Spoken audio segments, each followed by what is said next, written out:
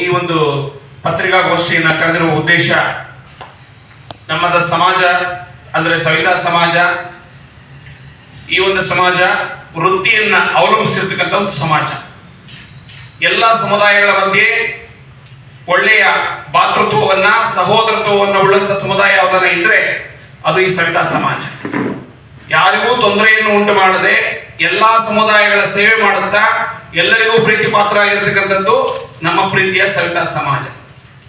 ಈ ಸವಿತಾ ಸಮಾಜದಲ್ಲಿ ನಾವು ಯಾವುದೇ ಸರ್ಕಾರಗಳನ್ನು ಅವಲಂಬನೆ ಮಾಡದೆ ನಮ್ಮ ಕುಲವೃತ್ತಿಯನ್ನು ಅವಲಂಬಿಸಿ ಪ್ರತಿನಿತ್ಯ ಕಾಯಕವೇ ಕೈಲಾಸ ಅನ್ನೋದಂತ ಬಗ್ಗೆ ಅಪಮಾನ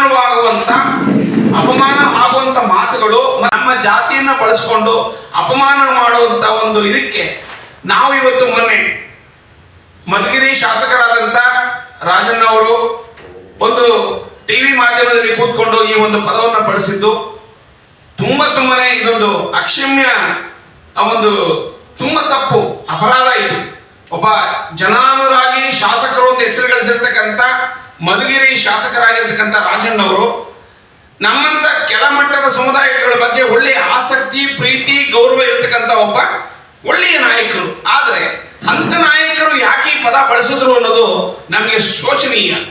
ಆದ್ರಿಂದ ಸವಿತಾ ಸಮಾಜದ ಪರವಾಗಿ ಅವರು ಬಳಸಿರ್ತಕ್ಕಂಥ ಪದವನ್ನು ನಾನು ಖಂಡಿಸ್ತೇನೆ. ನಮ್ಮ ಸವಿತಾ ಸಮಾಜದ ಬಂಧುಗಳು ಸಹ ಇದನ್ನ ಖಂಡಿಸ್ತೀವಿ. ಇದರ ಬಗ್ಗೆ ನಮ್ಮ ಸಹ ನಾಯಕರುಗಳು ಇದ್ರ ಬಗ್ಗೆ ಅನಾದಿ ಕಾಲದಿಂದಲೂ ಎಲ್ಲರ ಅಚ್ಚುಮೆಚ್ಚಿನ ಒಂದು ಸಮಾಜ ಅಂತ ಹೇಳಬೇಕು. ಯಾಕಂದ್ರೆ ಪ್ರತಿಯೊಬ್ಬರಿಗೂ ಹುಟ್ಟಿನಿಂದ ಸಾವಿನವರೆಗೂ ನಮ್ಮ ಸಮಾಜ ಪ್ರತಿಯೊಬ್ಬ ಕುಲಕ್ಕೂ, ಪ್ರತಿಯೊಬ್ಬ ಒಂದು ಮಂಗಳ ಕಾರ್ಯಕ್ಕೂ ಈ ಸಮಾಜ ಅವಶ್ಯಕತೆ. ಆ ಅವಶ್ಯಕತೆಯನ್ನು ಬಳಸ್ಕೊಂಡು ನಮ್ಮ ಏನು ಒಂದು ಗೌರವ ಇದೆ ಅದನ್ನು ಬಂದಿದ್ರು. ಆ ಕುಲವೃತ್ತಿಯನ್ನು ಹೀನಾಡಿಸಿ ಮಾತನಾಡುವ ಈ ನಮ್ಮ ರಾಜಕಾರಣಿಗಳು, ಚಿತ್ರನಟರು, ಈ ಜ್ಯೋತಿಷಿಗಳು ಹಾಗೂ ಎಲ್ಲ ಪ್ರಭಾವಿ ಮುಖಂಡರುಗಳು ಸಹ ಈ ಪದನ ಬಳಸ್ತಾ ಇದ್ದಾರೆ. ಯಾಕೆ ಈ ಪದನ ಬಳಸ್ತಾರೆ ಅಂತ ಅವ್ರಿಗೆ ಸಹ ಅರ್ಥವಾಗದೇ ಇರ್ಬೋದು. ನಮಗಂತೂ ಇದು ತುಂಬಾನೇ ನೋವು ಕೊಡ್ತಕ್ಕಂಥ ಪದ. ಈ ಪದವನ್ನು ಮುಂದಿನ ದಿನಗಳಲ್ಲಿ ಯಾರೇ ಬಳಸಿದ್ರು, ಹಾಗೆ ಈಗ ಬಳಸಿರ್ತಕ್ಕಂಥವರ ವಿರುದ್ಧನೂ ಸಹ ನಾವು ಇದುವರೆಗೂ ಪ್ರತಿಭಟನೆಯನ್ನು ಹಲವಾರು ಬಾರಿ ಮಾಡಿದ್ದೀವಿ.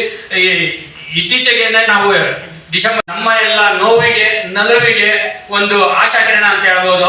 ಯಾಕಂದರೆ ಈ ದ್ವೇಷ ಭಾಷಣ, ಜಾತಿ, ಸಮುದಾಯ ಇವುಗಳು ಯಾರೇ ಎಲ್ಲೇ ಒಂದು ಮಾಧ್ಯಮಗಳಲ್ಲಾಗಲಿ ಅಥವಾ ಪ್ರತಿಭಟನೆಯಲ್ಲಾಗಲಿ ಎಲ್ಲೇ ಭಾಷಣ ಮಾಡಿದರೂ ದ್ವೇಷದ ಭಾಷಣ ಅಥವಾ ಜಾತಿಯ ಒಂದು ನಿಂದನೆ ಇವುಗಳ ಬಗ್ಗೆ ಮಾಡಿದ್ದಾರೆ. ಇದಕ್ಕೆ ನಮ್ಗೆ ತುಂಬಾ ಸಂತೋಷವಾಗಿದೆ. ಯಾಕಂದ್ರೆ ಇದರಲ್ಲಿ ನಾವು ರಾಜಣ್ಣ ಅವರ ವಿರುದ್ಧ ಕೂಡ ನಾವು ಪ್ರೆಸ್ ಮೀಟ್ ಮಾಡಿದ್ದೀವಿ. ಅಂದ್ರೆ ಅವರು ಸಾಮಾನ್ಯ ವ್ಯಕ್ತಿಗಳಲ್ಲ.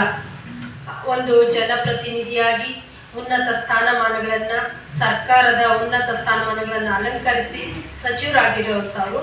ಅವರು ಒಂದು ಸನಾತನ ಧರ್ಮ ಅಂತ ಬಂದಾಗ ಆ ಪದವನ್ನು ಉಪಯೋಗಿಸಿ ಕ್ಷೌರಿಕ ವೃತ್ತಿ ಮಾಡೋರು ಕ್ಷೌರಿಕ ವೃತ್ತಿನೇ ಮಾಡಬೇಕು, ಇಲ್ಲ ಮಡಿವಾಳ ಸಮಾಜದವರು ಬಟ್ಟೆ ಇದ್ದೀವಿ, ಧಿಕ್ಕಾರವನ್ನು ಕೂಡ ಹೇಳ್ತಾ ಇದ್ದೀವಿ. ಯಾಕೆಂದರೆ ರಾಜಣ್ಣ ಅವ್ರ ಬಗ್ಗೆ ಅನೇಕರಿಗೆ ಒಳ್ಳೆಯ ಅಭಿಪ್ರಾಯ ಇದ್ರು.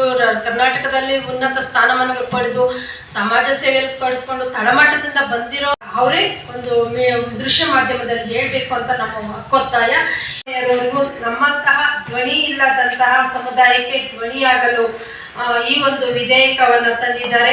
ಅದಕ್ಕೆ ನಮ್ಮ ಎಲ್ಲ ಸವಿತಾ ಸಮಾಜದ ಬಂಧುಗಳ ಪರವಾಗಿ ಅವರಿಗೂ ವೈಯಕ್ತಿಕವಾಗಿ ನಾನು ಅಭಿನಂದನೆಗಳನ್ನು ಸಲ್ಲಿಸ್ತೀನಿ. ಧಿಕ್ಕಾರವನ್ನ ಕೂಗ್ತಾ ಇದ್ದೀವಿ.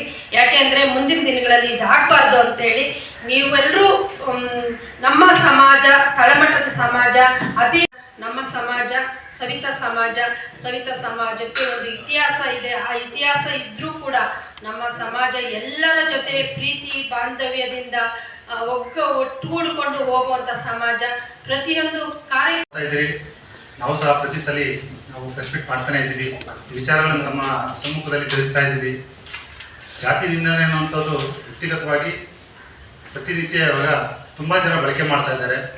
ಅದು ನೋವಾಗ್ತಾ ಇದೆ. ಏನಾಗ್ತದೆ ಅಂದರೆ ಜನಕ್ಕೂ ಈಗ ನಮ್ಮ ಒಂದು ಅನುಮಾನ ಸ್ಟಾರ್ಟ್ ಆಗ್ತಾ ಇದೆ. ಯಾಕಂದ್ರೆ ಪ್ರಶ್ನೆ ಮಾಡದೆ ಇರೋದು ನಿಜಕ್ಕೂ ದಿಗ್ಭ್ರಮೆ, ಬೇಸರ ವ್ಯಕ್ತಪಡಿಸ್ತೀನಿ ಅವರ ವಿರುದ್ಧ ಬರ್ತಿದ್ದಾರೆ. ಅದು ನಿಜಕ್ಕೂ ಈ ಒಂದು ಕೆಲವೊಂದು ವ್ಯಾಖ್ಯಾನ ಸರಿ ಬರ್ದಿಲ್ಲ.